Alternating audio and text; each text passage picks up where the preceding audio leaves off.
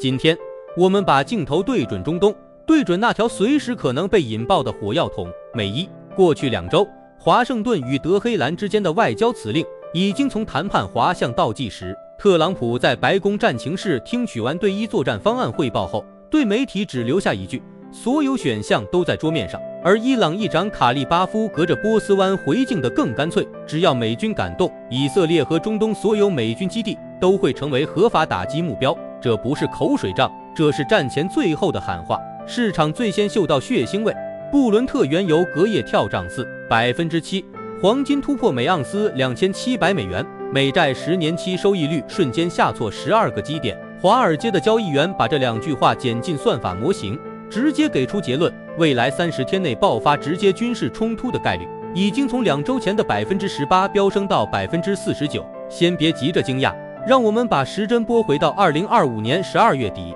伊朗国内因为本毕里亚尔崩盘引发全国示威，德黑兰、伊斯法罕、大布里市同时出现枪声。社交媒体上一段段断网前的视频显示，革命卫队第一次对示威人群使用实弹。华盛顿的智库连夜开会，给特朗普递上一份只有3页纸的备忘录。第一，伊朗内部裂缝已经肉眼可见；第二，以色列摩萨德评估伊朗和突破节点只剩最后7个月；第三，如果美国此时不动手，内塔尼亚胡也会单干。特朗普在这份备忘录最后一页空白处用马克笔写下4个大写单词 cost of delay， 然后签上名字。从那一刻起，火药桶的引信就被点燃。接下来的10天，美军向中东增派了12架 KC-135空中加油机，1个中队的 F-35E，2船战斧巡航导弹，以及一套刚刚完成试射的暗鹰高超音速系统。五角大楼对外说这只是例行轮换，却悄悄把驻科威特、卡塔尔、巴林6国的美军家属全部撤离。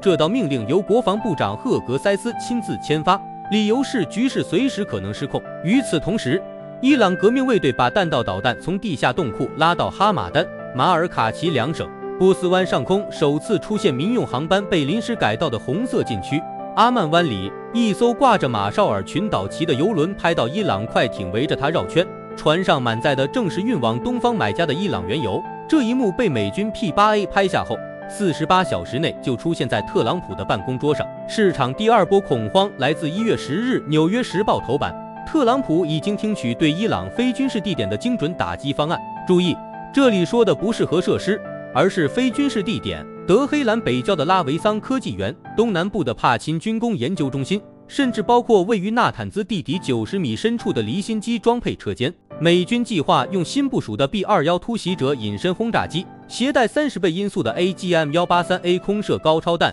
在伊朗防空网反应之前完成斩首式摧毁。消息人士说，特朗普问将军们最多的问题是：我们能否在日出前让伊朗核时钟归零，同时让油价在日出后回落？这句话后来被华尔街解读为白宫默许对伊朗动武的底线，只要国际油价不持续高于90美元，空袭就能推进。伊朗没有坐以待毙。议长卡利巴夫11日公开警告，如果美国敢动，以色列和中东所有美军基地都会成为合法打击目标。革命卫队空军司令哈吉扎德随后放话，伊朗已拥有射程2000公里的霍拉姆沙赫尔4液体燃料导弹，可在7分钟内打到特拉维夫，12分钟覆盖美军在巴林的第5舰队司令部。更关键的是，伊朗在伊拉克、叙利亚、黎巴嫩、也门的4大代理人同时收到加密指令，一旦本土遭袭，立即对以色列北部、沙特阿美石油设施、红海商船发动蜂群式报复。这意味着美伊一旦开战，第1枚导弹未必从伊朗本土起飞，而可能从贝鲁特南郊或者萨那城北先打响。金融市场最怕的就是这种代理人联姻。高盛在1月12日凌晨把油价预期直接上调至105美元，并给出3种情景：一、有限打击，美军摧毁伊朗境内3到5处核设施，伊朗通过代理人报复，油价冲击95美元，持续2周；二、升级冲突，伊朗导弹直接攻击以色列城市，以色列空袭伊朗本土，油价升至115美元，持续6周；三、全面战争，霍尔木兹海峡被部分封锁，全球每天减少1500万桶原油供应，油价突破150美元，美股进入技术熊市。目前期权市场上压住3月布伦特原油升至120美元的看涨合约持仓量，已经比2周前激增了470%。回到白宫，特朗普的算盘打得噼啪响，国内政治层面，他需要在2026年中期选举前兑现绝不让伊朗拥核的竞选承诺。地缘层面，一个被削弱甚至变天的伊朗将彻底拔掉以色列的心腹大患，顺带让沙特、阿联酋彻底倒向美国主导的中东版北约。经济层面，只要油价不长期失控，美国页岩油可以迅速增产填补缺口，反而让德克萨斯、北达科他这些红州赚得盆满钵满。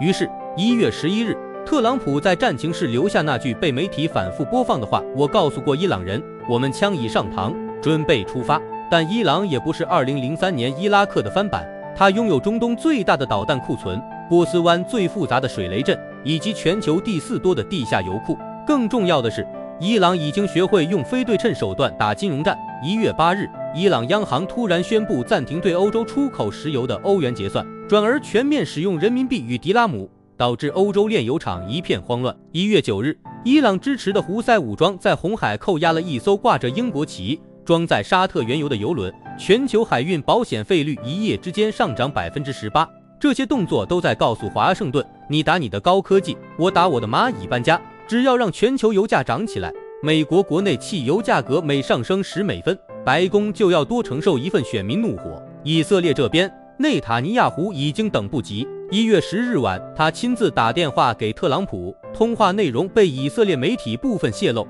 如果美国2周内不动手，以军将单独发起独立行动，目标包括伊朗在叙利亚的47处军事据点以及德黑兰南部的卡拉季河仓库。特朗普的回应据称只有一句 Give me 72 小时，也就是3天，足够让美军最后一批 B-21从怀特曼空军基地飞抵迪戈加西亚岛，足够让第5舰队2艘航母战斗群在阿曼湾完成战斗部署，也足够让华尔街把原油空单全部平仓。于是时间轴被压缩到以小时计，到1月13日，国际原子能机构 IAEA 将发布伊朗核活动季度报告。若宣布伊朗风度突破90%，等同于给出武器级实锤。1月14日，美国与伊朗在阿曼的第6轮间接谈判到期，若再次谈崩，特朗普将再无外交包袱。1月15日，欧盟外长博雷利计划访问德黑兰，试图做最后斡旋，但欧盟内部消息说，博雷利已被告知此行可能随时取消，任何一点火星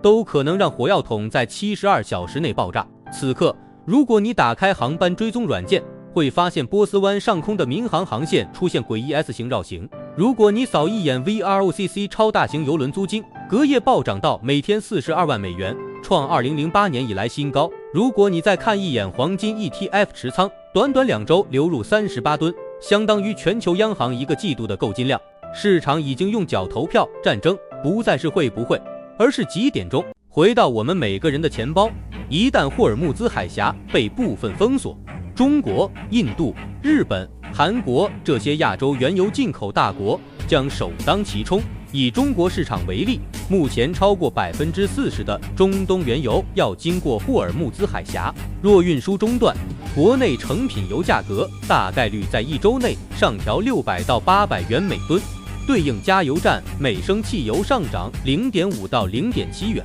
物流、化工、航空、旅游，整条产业链都会被卷入通胀螺旋。更关键的是，全球央行刚刚开启的降息周期可能被迫急刹车。美联储的通胀预期模型里，油价每上涨10美元，核心 PCE 就会抬升0.2个百分点。如果油价冲破120美元，美联储不仅无法降息，反而可能重新加息，届时美股、A 股、加密资产所有风险资产都将面临估值杀。夜色已深，华盛顿、德黑兰、耶路撒冷、利雅得4座城市的夜空都灯火通明，它们之间隔着数千公里，却共用同一根引信。特朗普在推特上写下最后一句话：伊朗永远不会拥有核武器。10分钟后，伊朗外长阿拉格齐用波斯语回怼：